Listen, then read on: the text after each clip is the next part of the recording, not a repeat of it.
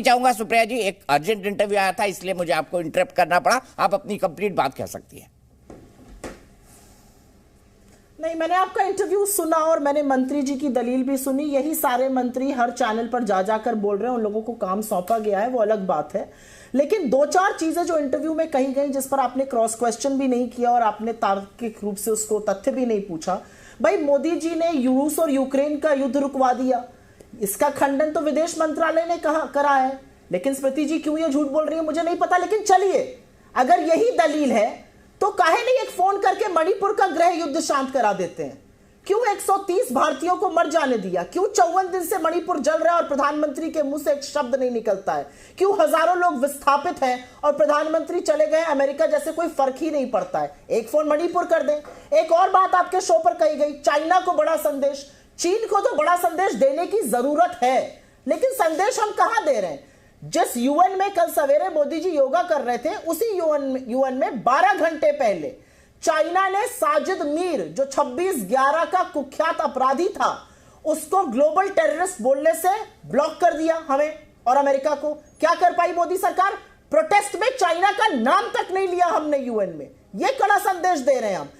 America से हम trade की बात कर रहे हैं, चाइना से हमारा ट्रेड डेफिसिट आज की तारीख में $100 बिलियन से ज्यादा है। लगातार 3 साल से चाइना हमारा सबसे बड़ा ट्रेडिंग पार्टनर बना हुआ है।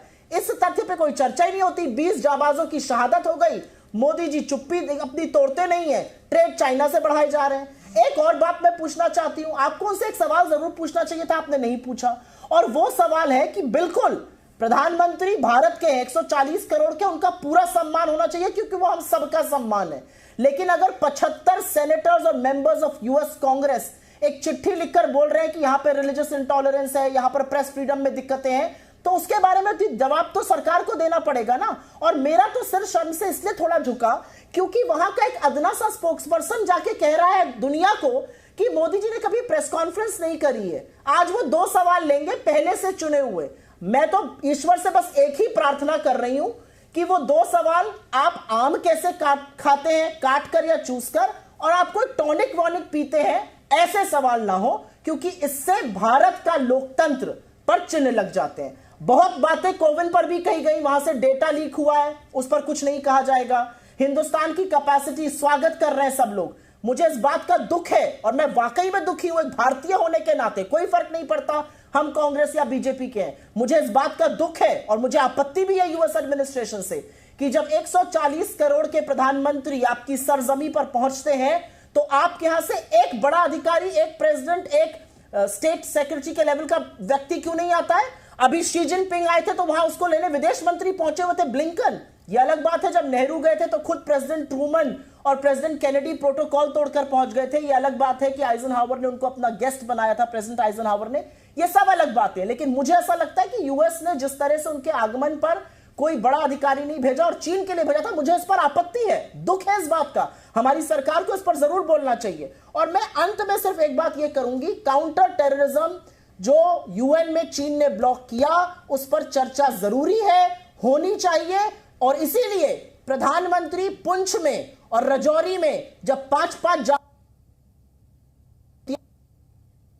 श्रद्धांजलि का एक शब्द बिना बोले नहीं रह सकते, ये मेरा अपना मानना है। अच्छा। प्रधानमंत्री हम सबके गए हैं, उनका पूरा सम्मान हो, लेकिन झूठ उसमें ना परोसा जाए। अच्छा। ये अच्छा रहेगा। एक चीज जानना चाहता था, कूटनीति का इंटरेस्ट रखने होती है। अब आप पूछिए अपना सवाल। जी, मैं ये पूछ रहा था कि जॉन किर्बी ने कहा है कि प्रधानमंत्री ने इंडिया में एक भी प्रेस कॉन्फ्रेंस नहीं की, ये उनके शब्द हैं?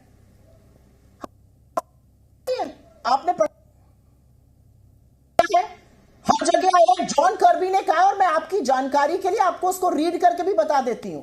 US Biden and Prime Minister Narendra Modi will deliver remarks to take questions from journalists on Thursday during the Indian leaders.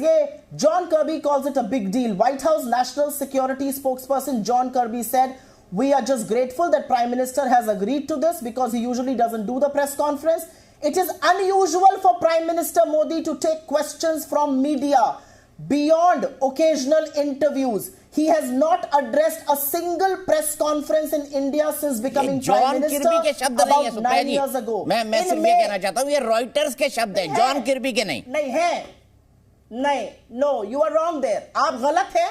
क्योंकि मैं एक जर्नलिस्ट रह चुकी हूं, तो बिना तथ्यों के कुछ नहीं बोलती हूं। सर, मैं भी एक जर्नलिस्ट हूं। शब्द है और ये वही मैं भी एक जर्नलिस्ट हूं। मैं भी बिना तथ्य के आपसे सवाल नहीं पूछूंगा। ये रॉयटर्स के शब्द हैं, जॉन किर्बी के नहीं। ये रॉयटर्स के, नो, आप गलत हैं, मैं सही हूं यहां पर। ये जॉन कर्बी के शब्द है। मुझे इस बात की आपत्ति है कि कैसे ये बातें विश्व पटल पर आ रही हैं, जब अपने देश में 9 साल तक, भाई अच्छा चलिए किसी के भी शब्दों, ये तो आप मानेंगे ना कि 9 साल में मोदी जी के अंदर इतनी हिम्मत नहीं हुई कि एक प्रेस कॉन्फ्रेंस कर दें। आप जैसे प्रगाढ़ जर्नलिस्ट से सवाल ले बेबाक होकर, बहुत बहुत शुक्रिया, बहुत बहुत शुक्रिया सुप्रिया जी हमसे